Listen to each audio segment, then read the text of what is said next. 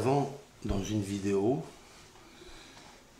rappelé un des simanim de la délivrance, la rédemption finale. C'est un des versets que le Midrash, comme par hasard, le Midrash Rabbah, amène au sujet du témoignage que Rabbeinu Akadosh, donc pour toutes les personnes qui nous écoutent ici, c'est un maître qui a codifié, compilé la Torah orale. Il était le prince de la communauté, Rabbi Yehuda Han-Nassi, issu de la lignée de Yehuda,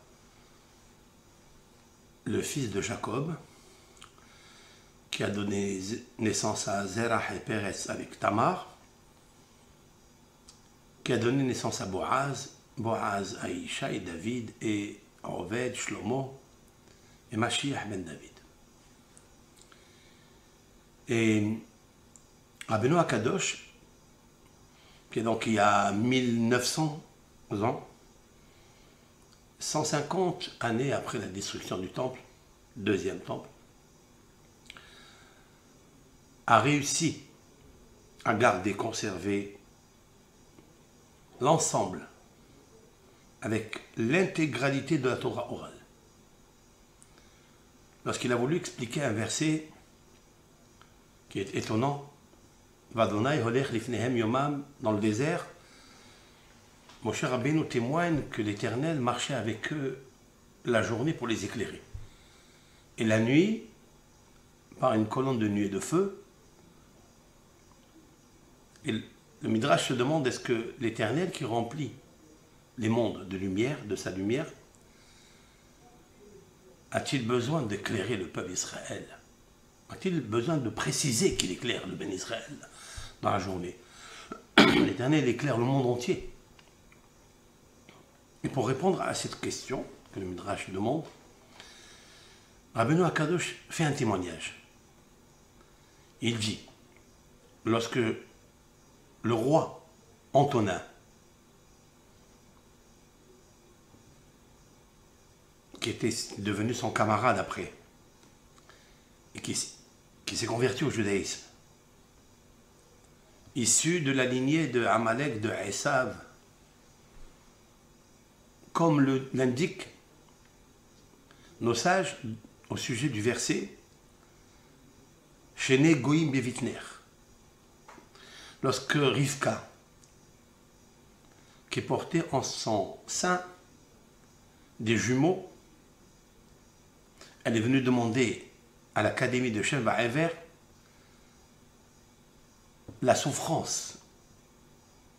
Pourquoi elle souffre autant dans cette grossesse? Alors ils lui ont dit, 2 nations sont en ta matrice. Et la Torah écrit Goïm, Geim. Geim, ça veut dire président.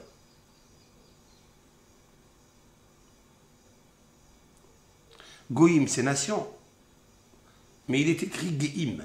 Geim. Qu'est-ce que c'est Geim? Ce sont 2 présidents. De Yaakov sortira Rabbeinu Akadosh, et de Esav sortira Antoninus. Et pourquoi on lui dit maintenant cela? Pour lui dire, en fait, toute cette grossesse rappellera la grossesse avec les contractions de la génération de la mère. Donc la génération, c'est une mère porteuse de 2 enfants. La communauté de Jacob, à travers Yehuda, à travers le Messie, et la communauté de Édom, à travers Antonin. Mais c'est comme ça qu'elle s'est consolée. Donc voilà que Rabbeinu Akadosh répond lorsque le roi Antonin pratiquait ses jugements. Il montait sur l'estrade depuis le matin jusqu'au soir. Et le soir, il fait nuit. Les enfants d'Antonin étaient avec lui et ils tardaient dans la nuit à écouter leur père. Lorsqu'il termine son discours, il descend de l'estrade, il prend une torche, une pile, et il dit à ses enfants, venez, maintenant je vais vous éclairer dans la nuit. Lorsque les princes qui étaient autour du roi lui demandèrent, mais pourquoi vous? Laissez-nous à nous éclairer vos enfants. Il leur répond, Antonin, je vais moi vous donner l'exemple comment j'honore mes enfants. Afin que vous, quand je ne serai plus là, vous ferez de même à honorer mes enfants. Ça, c'est l'histoire qui a été vécue. Et Rabbeinu Akadosh de continuer, ainsi, dit l'Éternel.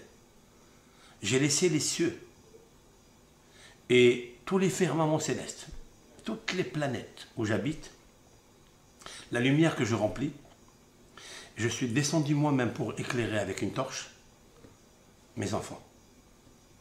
Les nations qui vont voir que je l'ai fait, ils vont vous respecter. Et il continue. Et il dit, non seulement qu'ils ne vous ont pas respecté, qu'ils ne vous ont pas honoré,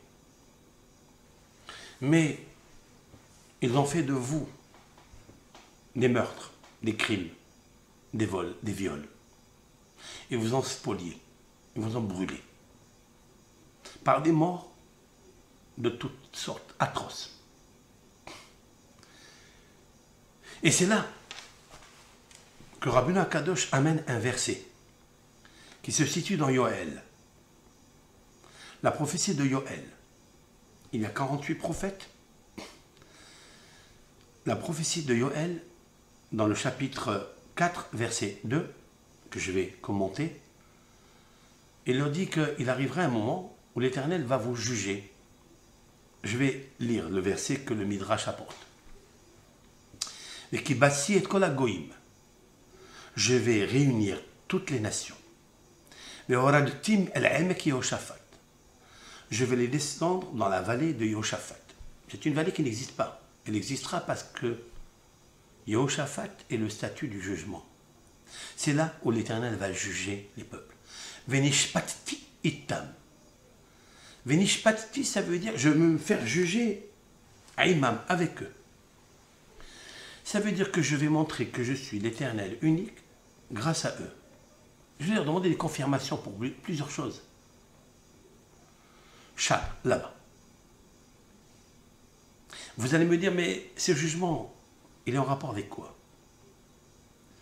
Avec les meurtres qu'ils ont commis dans leur pays? Ou avec les viols adultériens qu'ils ont commis avec leur pays? Ou l'idolâtrie qu'ils ont fait et pratiquée? Non, il n'en est pas de cela. La réponse est écrite dans Yoël. Al ami venahalati Israël. Sur mon peuple, que j'ai fait sortir d'Égypte, venahalati, mon héritage,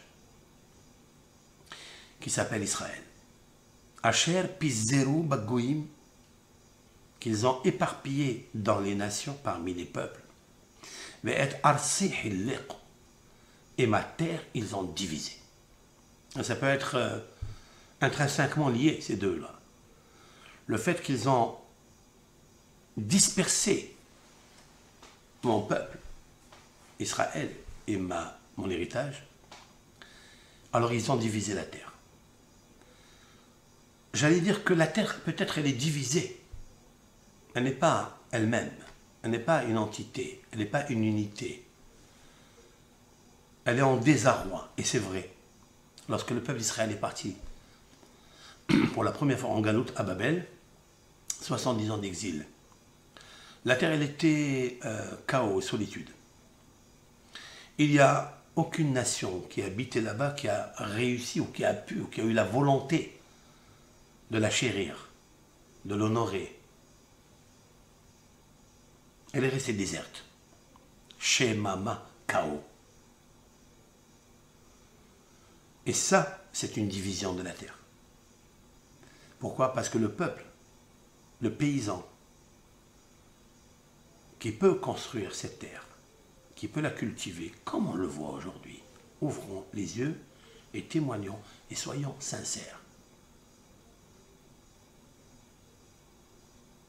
Le fait de les avoir à mon peuple et à mon héritage dispersés, fusés dans les nations, dans la galoute, alors elle s'est divisée la terre. Elle n'est pas contente. Comme si elle a divorcé de quelque chose. Mais ce qui est marqué ici. Alors moi, Hachem, je vais les juger. Pour cela. Fin de citation du Midrash. Avec un petit commentaire que j'ai ajouté.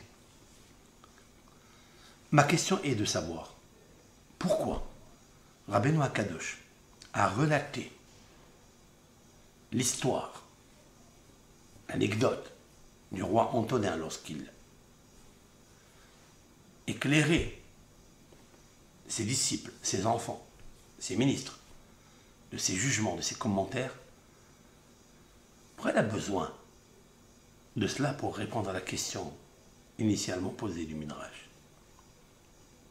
Est-ce que l'Éternel a besoin de marcher avec une torche, avec une lampe pour éclairer son peuple? Il est la lumière du monde. Il aurait pu répondre tout court. L'Éternel, il a laissé tout pour montrer au peuple que Akadosh Baruch Hu, il aime son peuple. Et il les dirige, il les conduit. Et lui-même, il le fait. Voilà la ligne. Et en plus, il apporte le verset de Miki Batsfim, le verset de Yoël, qui est très intéressant à voir l'intrinsèquement relation qu'il y a entre les deux.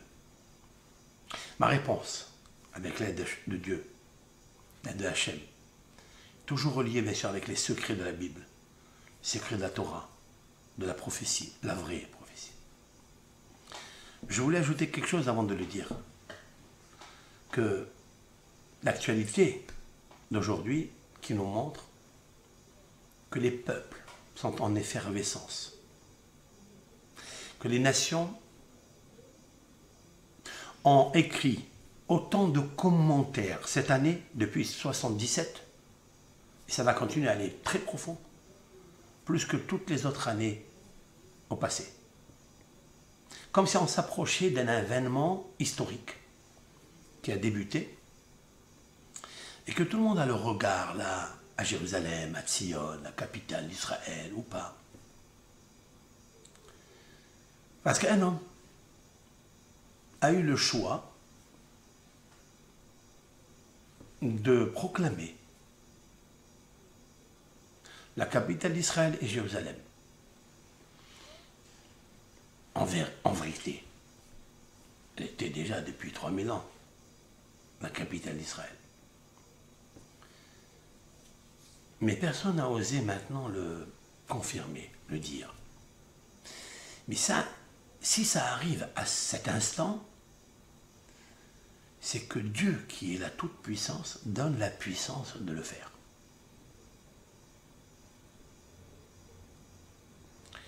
Et donc, un monsieur nommé Trump, que je ne connais pas, que peut-être jamais je connaîtrai, il ne me donne ni à manger ni à boire, je n'ai aucun sourire de lui. Moi, je visite, j'analyse les prénoms en hébreu, ça me suffit. Je compose mon code et la Torah me donne les explications pourquoi ces termes. Eh bien, pour moi, c'est un homme. Je ne rentre pas dans sa vie privée, ça ne m'intéresse pas. Là où je rentre, c'est que il a commencé à faire un peu d'ordre dans le désordre. Rappelons-nous qu'il n'y a même pas 6 mois, il n'y a même pas 1 an, la Corée du Nord a déclaré des mots nucléaires. Et il y a eu une effervescence, une fièvre brûlante. Et par la guerre des mots. Mais qu'est-ce qu'il advient aujourd'hui? Il advient qu'il va y avoir une rencontre entre les deux. Et c'est là où j'arrête toutes les statistiques et des pronostics qui ont été dits, même parmi nos frères. Dire maintenant, ça y est, celui-là, il va faire la guerre avec l'autre. Mais qu'est-ce qu'on raconte là? Pourquoi dire des choses insensées des fois? Est-ce que nous sommes des prophètes? Est-ce que nous sommes en train d'interpréter la pensée de Dieu dans son monde? Il est préférable de fois le silence. Comme m'a dit un dicton, et je ne connais pas le nom de l'auteur qui l'a dit, qui est d'ailleurs extraordinaire. Mais le sourire arrange les problèmes. Mais le silence les évite. Et des fois le silence, comme le disent nos sages, que toute ma vie, dans le Maxime de Le Père d'ailleurs, toute ma vie j'ai habité avec les sages, je n'ai trouvé de meilleur que le silence. Parce qu'il évite tous les problèmes. Alors, des fois il est préférable de se taire. Comme on dit dans le Talmud, Milla besela mashtoka betre. Lorsque tu dis un mot, c'est un louis d'or. Mais quand tu te tais, c'est deux. C'est la raison pour laquelle le mieux, c'est toujours de commenter la paix dans le monde. Et je tiens à dire ici à tous les commentateurs qui m'écrivent, qui m'ont écrit, ils sont des centaines. Alors moi, vraiment, sincèrement, je prêche vraiment pour la paix. Vous ne trouverez pas dans mes mots des verbes, un langage aigu, plein de venin contre l'islam ou contre le christianisme ou contre jamais. C'est pas ma tasse de thé. Ça n'est pas ce que je prône. Ce que je souhaiterais que s'accomplisse le verset qui beti betefila, car l'Éternel lui-même il a sorti de sa bouche, si l'on peut dire ainsi, ma maison est une maison de prière, de requête, pas de roquette. Qui beti betefila ikare lechol amim. Le rendez-vous de tous les peuples là pour prier pour la grandeur de Dieu. Et pour ça, il faut s'effacer, se retirer. Et pour ça, j'ajouterai, même pour mon peuple, il faut avoir la foi, certes, mais il faut vivre la foi. Lorsqu'on est en Jérusalem, lorsqu'on mérite d'y habiter, de vivre son Shabbat, il faut le vivre bien comme il faut. C'est fait d'émettre et d'éduquer les enfants dans les commandements, les statuts, les lois, même dogmatiques de la Torah. Moshe Rabbeinu nous a avertis dans le désert. Vous rentrez en Eretz Israël, attention, soyez prudents, vigilants et pudiques. Vous allez construire des maisons. Ne montez pas avec la hauteur des maisons, dans l'orgueil. Soyez humbles. Respectez l'Éternel. N'adorez pas d'autres déesses. Il l'a dit. Et si vous ne le faites pas, voici ce qui va arriver. Il l'a dit, ça s'est réalisé? Oui.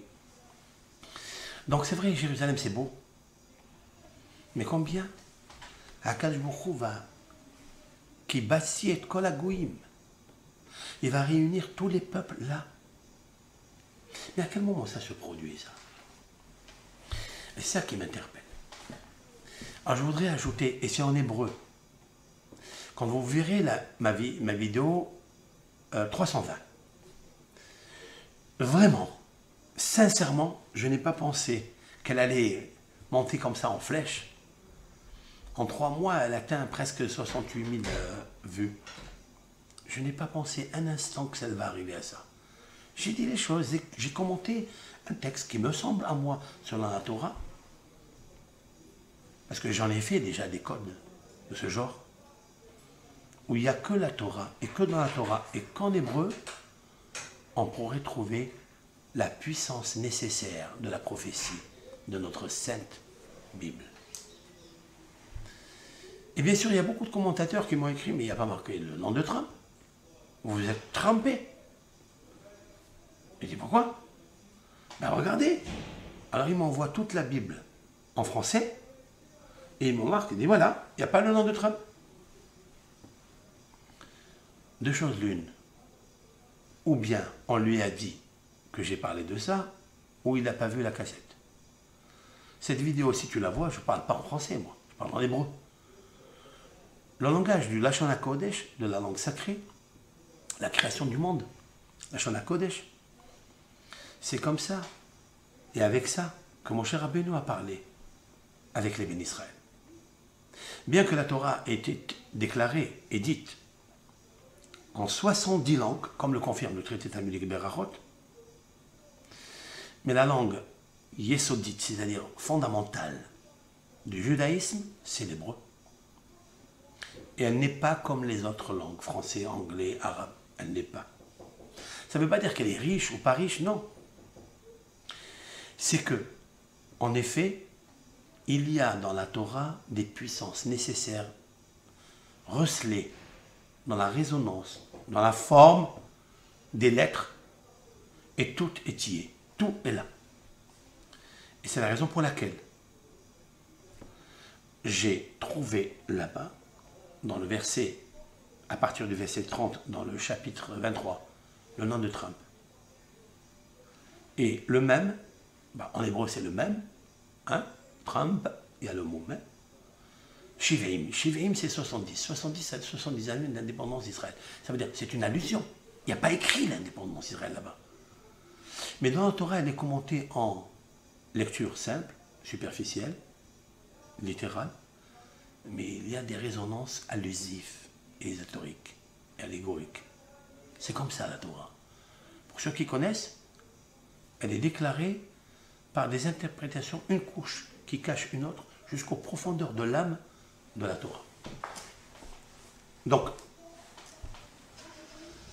les 4 interprétations de la Torah, qu'on appelle communément chez nous le Pardès, le verger.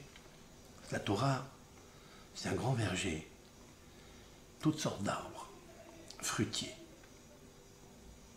naturels, et l'un plus doux que l'autre. Alors, ça n'est pas la Bible en français que je commente, c'est la Bible en hébreu. Et chaque lettre a sa numérique, et chaque numérique, elle est composée par un système avec des règles kabbalistiques nucléaires qui n'y en a avec l'être humain. Mais combien ça tombe très fort que quelques jours après cette vidéo, la déclaration s'est faite pour installer cette ambassade. Qui est l'ambassade américaine en Jérusalem? Ça va ajouter quoi, en fait? Ça ajoute quoi? Ça n'ajoute rien. Mais on pourrait dire aussi, peut-être ça ajoute le contraire. Oui. Mais ça n'est pas nous autres, les êtres humains, qui composons avec ce que Dieu il est en train de décider. Ce qu'il est en train de faire. Mais je vais vous dire ma pensée à moi. Vous n'êtes pas obligé d'épouser ou d'aimer. Vous pouvez le faire comme ça. Clac, pas j'aime. J'aime quand c'est comme ça. Parce qu'il nous faut toujours être en fusion avec ceux qui te contredisent. Parce que de là jaillit la lumière. Parce qu'on prend 2 silex, on monte un et on fait descendre un. On fait un comme ça et on fait un comme ça. Qu'est-ce qui se passe? La lumière, les étincelles, c'est ce qu'on cherche. L'essentiel, c'est la gloire de Dieu. qu'on arrive tous, que vous ayez raison, qu'on a raison, qu'on n'a pas raison, Hachem ou Elohim, qu'on arrive à servir à Kadosh. Mais soyons honnêtes et sincères. Il faut rester toujours avec un dialogue, avec des verbes logiques et gentils. Pas avec des pointes de venin. Ça ne sert à rien. Ça montre le déséquilibre. Ça montre l'instabilité et ça montre qu'on n'est pas franc et qu'on n'est pas honnête et on ne mérite pas la vérité. Soyons justes.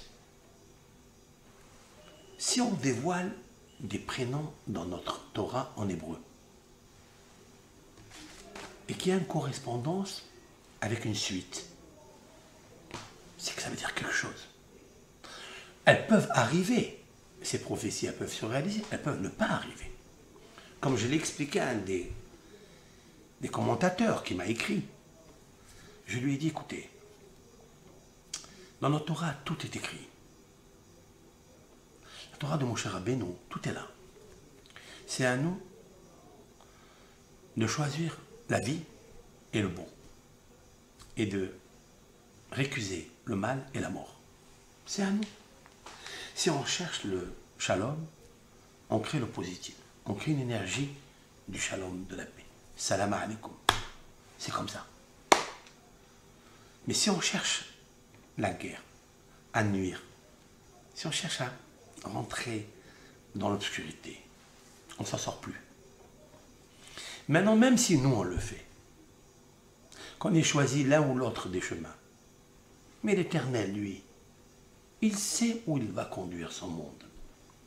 Alors pour ma part, ce midrash que je viens de vous dire, il est très étonnant et en même temps un éclairci lumineux sur une projection sur l'avènement messianique. Pourquoi? Parce que moi, pour ma part, étant donné qu'il y a depuis Yaakov Avinu, la naissance de Yaakov avec Esav, il y a pas mal de temps qui s'est passé. Avant que Moshe Rabbeinu ne soit né, c'est-à-dire presque, on va dire 2000 ans, Abraham, il a eu 2000 ans après Adam Arishon. Abraham, à 80, à 100 ans, il a donné Yitzhak. Yitzhak, à 60 ans, il s'est marié, il a donné Yaakov. Allez, ça fait 2160 années. On va dire comme ça. Où est né Yaakov avec Esav. Et là, cette grossesse de Rivka, elle n'était pas comme les autres. Pas comme les autres du tout. La première grossesse, très difficile avec des contractions. Et là, se disputent deux religions, Yaakov et Esav. Et l'un veut tuer l'autre. Alors elle dit, alors pourquoi c'est moi? Pourquoi c'est moi qui souffre comme ça? Elle demande à l'Académie des géants de l'éducation et de la sagesse, Shem Ever, les fils de Noé. Et là, on lui dit, tu as 2 enfants ici. Mais ces 2 enfants, ils vont donner 2 autres enfants superbes. Lesquels? Rabbeinu Akadosh et Antonin. Fusion, amour. Antonin, dit le Talmud, a envoyé des lingots d'or par camion à Rabbeinu Akadosh. Écoutez bien ce que je vais vous dire. Ces 2 personnages vont revenir dans l'histoire. Pour moi, pour ma part, je suis en train de dire quelque chose vraiment avec innocence, mais vraiment par naïveté. Le Trump, là, qui aime Israël, il n'aime pas seulement Israël, il aime le chrétien, il aime aussi les Arabes. Il est aussi copain, il est ami avec les Arabes, il cherche le shalom, il cherche la paix, on le voit. C'est un monsieur qui a envie, en fait, de jouer un rôle de Antoninus. Il a l'air de jouer un rôle de Esav, mais dans le bon. c'est-à-dire le Antonin de Esav. Vous suivez ce que je veux dire? Et là, il a envie de marquer son histoire, comme l'a marqué Antoninus, avec Rabbeinu Akadosh. Et il a envie de ramener la couronne à son propriétaire, à Akadosh Baruch Hu, c'est tout. Parce que si c'était à des fins politiques, avec des intérêts, si c'est pour l'argent, il n'en a pas. Il paraît qu'il a des suites. J'ai toujours dit, quand il a vu des suites, j'ai dit, et la suite, c'est quoi? En fait, la suite, c'est la fin des temps. La politique, alors que tous les politiciens de la Terre, excepté quelques-uns minoritaires, ils lui ont donné la chance de descendre vers le bas, comme ça. Mais qu'est-ce qu'il a fait lui? Comme ça. Vous savez comment on appelle, quand on fait le stop en Israël? Comment on appelle? Quand les Israéliens, en Israël, ils feront le stop, ils disent Trump. Mais c'est pas avant que Trump y naisse. C'est longtemps. Ça veut dire quoi? Ça veut dire, en fait, il veut jouer un rôle qui est extraordinaire. Nous, on n'est que des visiteurs, on n'est que des observateurs. Hein, d'après ce que je comprends. Il est en train d'avancer vers quelque chose qu'il a envie. Il le répète dans sa bouche parce qu'il est à l'intérieur de lui-même. Il n'est pas lui-même. C'est une autre personne qui est en lui. C'est celle qui voulait se rapprocher de la communauté de Juda. Il veut s'approcher de Yehuda, il veut s'approcher de Rabbeinu Akadosh, il veut s'approcher de Jérusalem, qui est une grande partie du Beth Amikdash, du temple, du troisième temple, qui est la partie de Juda et de Binyamin.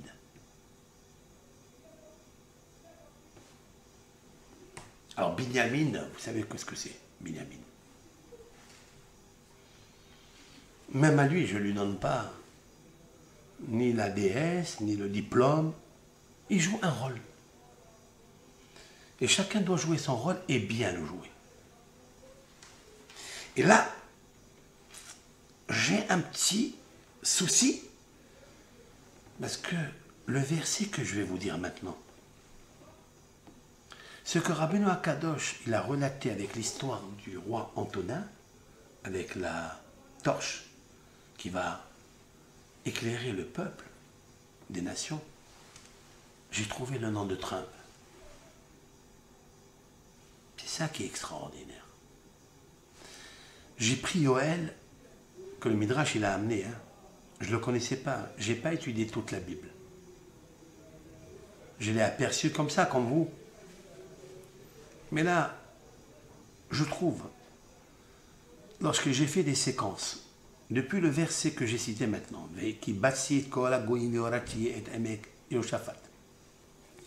je vais réunir toutes les nations dans le futur, je vais les descendre dans la plaine, dans la vallée de Yoshaphat, Imam.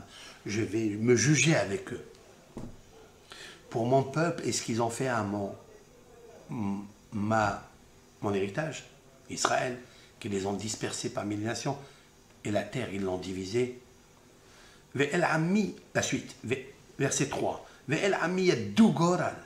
Ils ont tiré au sort mon peuple, ils ont pris des enfants qu'ils ont prostitués. Et la petite jeune fille juive, ils l'ont vendue pour des barils de vin, pour boire et se saouler. Les gammes,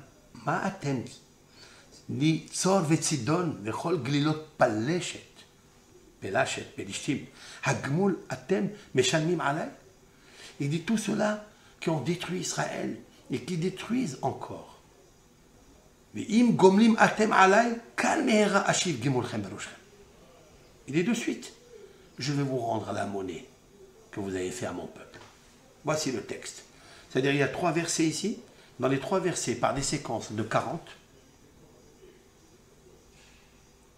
si vous comptez à partir du Venishpati, alors en hébreu, monsieur qui m'écoute, Venishpati, en hébreu c'est avec un tête. Vous comptez à partir du tête, la lettre 9 comme d'habitude. Vous comptez 40 lettres, vous trouvez dans Artsi, Mater, le Resh. Vous comptez 40 lettres, vous trouverez Mahou, vendu, le même. Vous comptez encore 40 lettres, Péléchet, Pélachet, Pélishtim, Félistin, P, Trump. Tête, Resh, même, P. Attention, j'ai dit 40 séquences. Pourquoi 40 séquences? Et là, écoutez bien ce que je vais vous dire. Parce que la valeur numérique de 40, c'est la valeur numérique de Goël. C'est quoi Goël? Libérateur. Ça sent l'odeur du libérateur. La valeur numérique 40. Vous avez vu ce chiffre 40? Il revient, c'est un cycle qui revient énormément. Mais je viens de comprendre pourquoi. Moshe Rabbeinu. Le chiffre de Moshe Rabbeinu, il commence par le même qui est 40. Il n'est pas le Goël du peuple d'Israël en Égypte. Il ne sera pas le Goël par la suite. Oui, il sera le Goël. C'est lui le libérateur. Ça n'est pas un autre. Pour ma part, vous pouvez penser ce que vous voulez. Et je vous respecte. Je ne dirai pas des mots vénéneux, sales. Dieu m'en préserve. Dieu m'en préserve. Ma conviction, à nous le peuple d'Israël en tous les cas. Mais je vais vous dire quelque chose. Pas seulement à nous le peuple d'Israël. Tous les peuples, au temps du Pharaon, étaient asservis en Égypte. Et que personne ne pouvait sortir. Dieu a choisi un homme, un juif, hébreu, fils de Yocheved, fils de Amram, frère de Moshe et de Myriam, le Goël, le libérateur. Voilà pourquoi Moshe les conduira dans le désert 40 jours, 40 années. Voilà pourquoi Moshe il monte dans la montagne 40 jours. Parce qu'il est le Goël. Et voilà pourquoi nos sages, les kabbalistes, vont dire quelque chose de puissant. Avant la résurrection des morts, après la venue du Mashiach, résurrection des morts, il y a 40 années de séparation. Parce que ça n'est pas la même Géoula, délivrance qu'il y a entre la libération du libérateur, le Messie, Goël, le libérateur, chiffre 40, et la résurrection des morts. C'est une autre libération. Et pour ça, il faut un cycle nucléaire pour ressusciter les morts. C'est extraordinaire. J'ai fait les séquences de 40 et je trouve à partir du jugement de Emek Yoshaphat, Venishpati, tête, resh, même, fait, Trump. Mais il manque quelque chose. Je vais être honnête. Dans la vidéo 320, j'ai énuméré Trump avec un Aleph, comme l'écrivent les Israéliens. Vous savez que cette orthographe du Aleph, on l'appelle une orthographe muette, parce qu'il ne s'épelle pas. Lorsque je dis Trump, je n'ai pas dit Trump avec le Aleph. Il est muet.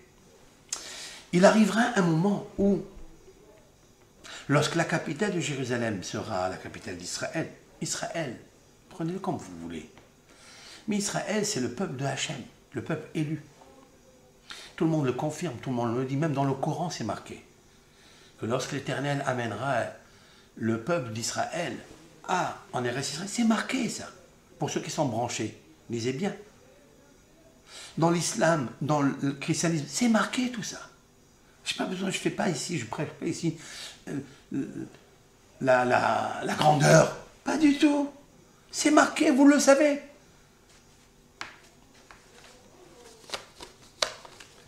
Lorsque s'installera la justice à Jérusalem,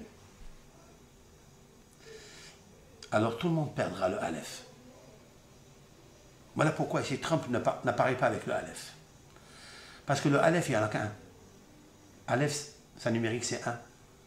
Aleph, c'est Alouf. Alouf, c'est le général du monde. Tout le monde sera muet devant le général du monde quand il va les juger. Attention, je répète, mais qui bastiet kol hagoyim, je réunirai toutes les nations. Parmi toutes les nations, il y a aussi le peuple d'Israël. Et il les jugera aussi. S'ils ont commis de l'iniquité, de l'injustice, s'ils ont commis des crimes, ils seront jugés. Mais pourquoi? Il sauvera seulement Nahalati, c'est-à-dire mon héritage. Qu'est-ce que c'est mon héritage? C'est celui, pas seulement qui a eu la foi en Dieu, c'est qu'il a eu la foi, mais à la fois, il a vécu la foi. Parce qu'il a vécu son Shabbat. Parce qu'il a vécu cette éphéline. Parce qu'il a vécu l'année sabbatique et l'année de la Shemitah. Parce qu'il a vécu l'année du Yovel. Parce qu'il a respecté ce qui est marqué dans la Torah de Moshe. Celui-ci que tu as dérangé dans mon pays, pour cela je t'en voudrais. Parce que la terre d'Israël ne peut pas résister en tant que terre sainte et spirituelle si elle n'accomplit pas les lois qui sont prescrites dans la Torah en rapport avec cette terre. Et toute personne renégat, toute personne, je dis, je ne fais pas de distinguo, toute personne confondue qui n'ont pas respecté se verront très petites, très muettes devant la grandeur de Hachem Yitbarach et son jugement. Voilà, il s'appellera Amelech HaMishpat. Il est le roi de la justice. C'est le seul et unique qui fera bien la justice, sans commettre d'iniquité avec personne. Le nom de Trump figure après 40 séquences de lettres, des sceaux, quand j'appelle séquences, c'est des sceaux, parce que le jugement va commencer par lui. Je m'explique. Il voudra, il a un rôle, comme l'a fait Antonin. Antonin, si on voit l'histoire d'Antoninus, elle est fabuleuse. C'est lui qui a fait le jugement aux Romains. Et c'est la raison pour laquelle j'avais dit dans une vidéo que lorsque les Romains ont envoyé en Israël, et ils ont demandé de leur envoyer, de leur donner une lampe, un luminaire, une torche pour éclairer, les bénis Israël se sont demandé, les sages Israël se sont demandé, qu'est-ce qu'ils veulent les savants de Rome? Rome est remplie de diamants et de bijoux et d'or et d'argent et de cuivre et d'orfèvre. Il y a tout. Ils ont besoin d'une lampe. Non, non, ce n'est pas une lampe qui allume. C'est un éclaireur physique. Ils veulent un rabbin. Qui ils ont envoyé? Rabbi Meir. Ils lui ont demandé un tas de questions. Et un jour, ils lui ont demandé pourquoi le cochon et le porc s'appellent Hazir. Hazir vient du mot Hazara, ça veut dire il va revenir. Pourquoi ça s'appelle le porc? Il va revenir à quoi? Il leur a dit Rabbi Meir, mi péné, chez Amalchut, parce que vous, les Roms, vous allez redonner, vous allez faire revenir le royaume et la couronne à son propriétaire. Incroyable. N'est-ce pas maintenant que c'est en train de revenir?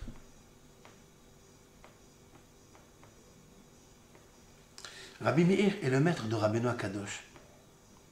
Rabbeinu HaKadosh, c'est l'ami intime d'Antoninus. Donc Antoninus était là, en train d'écouter ce qu'a dit Rabbi Meir. Vous ne pensez pas qu'Antonin, de là, il a commencé à réfléchir, il dit maintenant il faut que je ramène, que je devienne ami, Geim Bevitna. Ce sont les deux nations qui vont être copains, qui vont être amis, parce qu'elle a envie de ramener le Hazir, de ramener Atara, les Malchuta, la couronne à son royaume, à Israël. J'ajouterai un pirouche sur ce midrash. Rabbeinu Behaye. Rabbeinu Behaye dit que ça veut dire quoi? Qu'ils vont ramener, ils vont redonner, parce que Titus a détruit le deuxième temple. Il va falloir le reconstruire. Et le Rabbeinu Behaye, 13e siècle, dit, cette c'est cette nation, c'est Édom, qui ramènera la construction du Beth Amikdash. Parole de Rabbeinu Behaye. Très grosse figure légendaire du peuple d'Israël, qui a écrit des livres sublimissimes. Voilà pourquoi il s'appelle le Hazir. Maintenant, écoutez bien. Le Hazir, on ne le mange pas aujourd'hui. Le porc, on ne le porte pas dans la bouche. Parce qu'il a un signe cachère et un signe non cachère. Il a un signe parce qu'il fait ça, c'est-à-dire il a les sabots fondus, mais il ne rumine pas. Mais lorsqu'il se mettra à ruminer, qu'est-ce qui va se passer? Ruminer, c'est à dire la vérité. C'est pas seulement regardez-moi comment je suis fondu, non. C'est que je suis fondu dans la divinité quand je dis la vérité. Lorsque Édom commencera à dire la vérité sur Israël, lorsqu'il déclarera que le peuple d'Israël est sorti à Pessah d'Égypte et qu'il a fait des merveilles après qu'il a subi des atrocités, qu'il est remonté, il a éclairé le monde, lorsque ces paroles vont s'entendre dans le monde, pas n'importe qui va les dire, la puissance de ce monde, en tous les cas, Trump, qui a commencé à dire le peuple d'Israël, que l'Éternel vous garde, qui vous protège, et qui vous protège. Ça fait longtemps qu'on n'a pas entendu des paroles aussi ruminantes. Jusqu'à présent, tous les présidents ont des sabots fondus, mais ils ne ruminent pas, la vérité. Celui-là, il rumine, c'est incroyable. Voilà la preuve. Que oui, commencera, j'ai pas dit c'est la fin, commencera un début d'une suite de la libération totale. C'est vrai? Vous avez compris ce que je veux dire? Maintenant, 40, c'est la valeur numérique de Goël, mais c'est plus que ça. 40, c'est aussi Yad Adonai, la main de Dieu. Yad, c'est 14. Adonai, Yud, Ke, Vav, Ke, 26. 14, 26, 40. La séquence qui montre l'esprit, le parfum, le courant, l'air messianique de la Géoula du Goël, c'est Yad Adonai, la main de Hachem. C'est lui qui va juger.